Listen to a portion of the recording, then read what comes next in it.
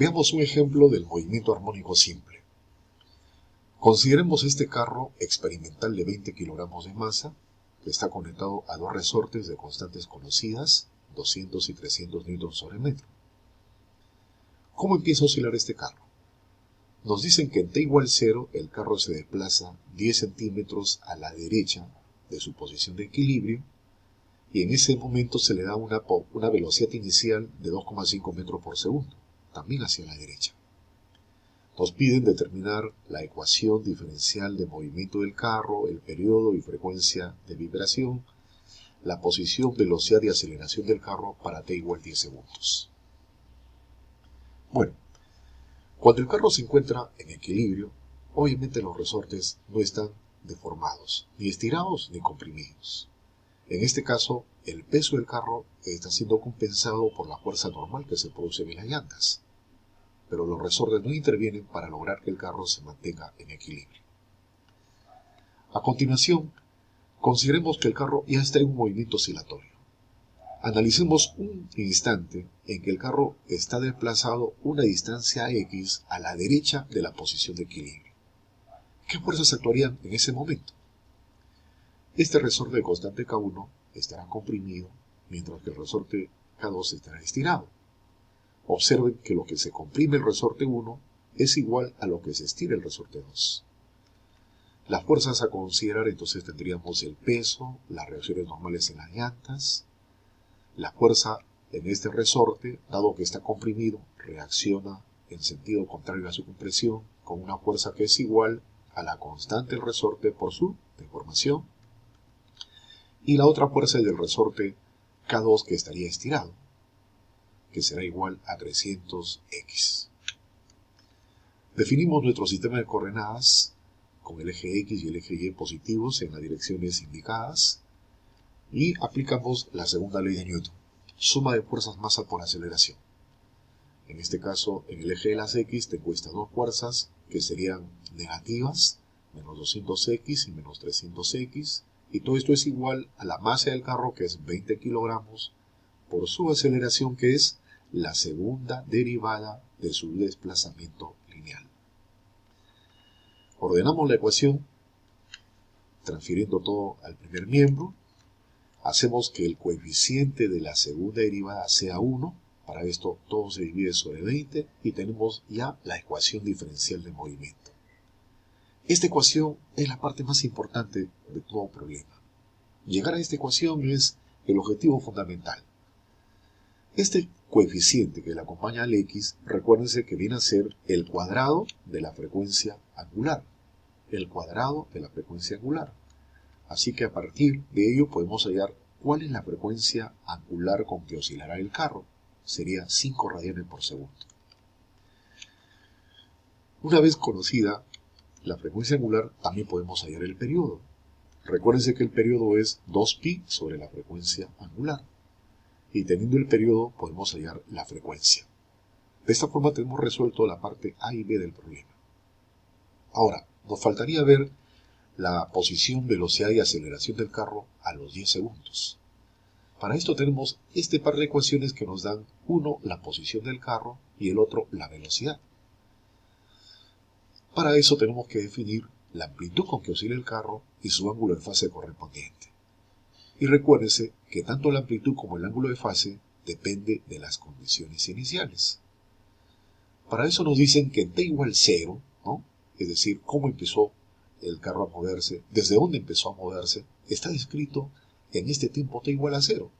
Nos dicen que en t igual 0 el carro había sido desplazado 10 centímetros a la derecha, o sea que su posición x será 0,10 metros cuando el tiempo es 0. Y la velocidad que recibe el carro es una velocidad inicial de 2,5 metros por segundo también hacia la derecha, por tanto positiva. Porque podría darse el caso que el carro es desplazado a la derecha, pero recibe una velocidad inicial hacia la izquierda. En este caso la velocidad sería negativa. Entonces tengo la posición inicial y la velocidad inicial del carro en el tiempo t igual 0. Reemplazamos esto en este par de ecuaciones haciendo t igual a 0 y tenemos pues estas ecuaciones simplificadas, que 0,10 es igual a seno por phi y 2,5 es igual a 5 veces a por el coseno de phi. A partir de estas ecuaciones podríamos determinar fácilmente el ángulo de fase y la amplitud. Dividimos una ecuación entre la otra y obtenemos el ángulo de fase y también la amplitud de oscilación. Una vez conocidas estas variables, podemos ya reemplazar en nuestras ecuaciones del movimiento armónico y tendríamos entonces que la posición X será igual a la amplitud, que es 0,27, por el seno de la frecuencia angular, que se obtuvo a partir de la ecuación diferencial, que es 5, más el ángulo de fase, y por derivación obtenemos la velocidad y la aceleración. A partir de aquí podemos reemplazar para t igual 10 segundos, saber en qué posición, con qué velocidad y con qué aceleración se estará moviendo el carro. Veamos otro ejemplo. Consideremos ahora una oscilación vertical. Tenemos un bloque de 35 kilogramos que está conectado a un resorte que tiene una constante de 12 kilonewtons sobre metro. El bloque es desplazado, dice, 10 centímetros hacia abajo de su posición de equilibrio y se suelta desde el reposo. Nos piden determinar la ecuación diferencial del movimiento y el periodo y la frecuencia angular de la vibración resultante. Vamos a suponer que en este momento el bloque se encuentra en su estado de equilibrio. Y la pregunta que nos hacemos es, cuando el bloque está en equilibrio, ¿este resorte ya estará deformado? Obviamente aquí la respuesta es que sí. La fuerza que está compensando al peso es la fuerza del resorte. Significa que antes que el cuerpo comience a oscilar, este resorte ya tiene una deformación previa.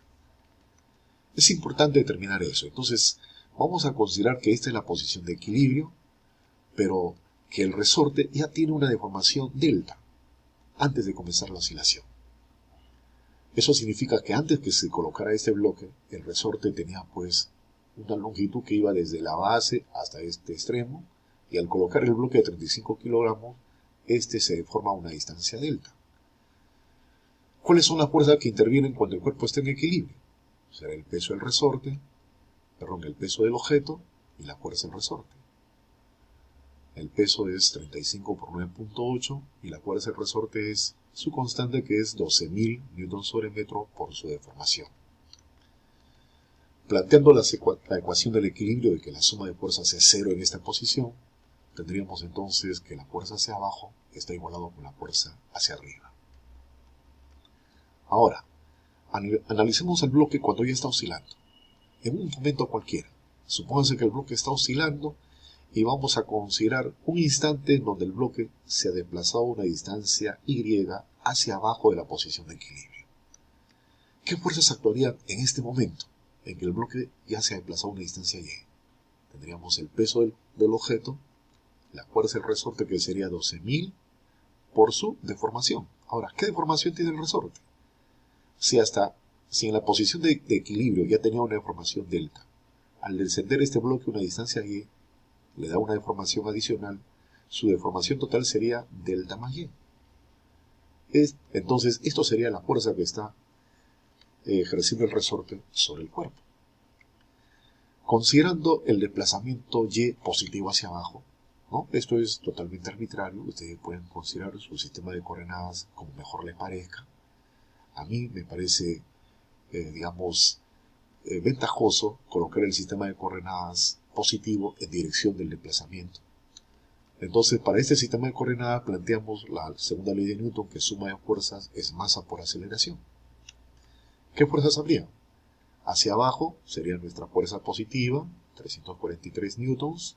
Hacia arriba, la fuerza del resorte, menos 12.000 por delta más y todo esto es igual a la masa del cuerpo por su aceleración, que es la segunda derivada de su desplazamiento y. Ordenando esta ecuación, tenemos esta otra expresión, ¿no? Simplemente estamos desarrollando aquí este paréntesis. Ahora, si ustedes observan, comparando esta ecuación con la ecuación del equilibrio, podríamos ver que 343, que es igual a 12.000 delta, aquí se están restando.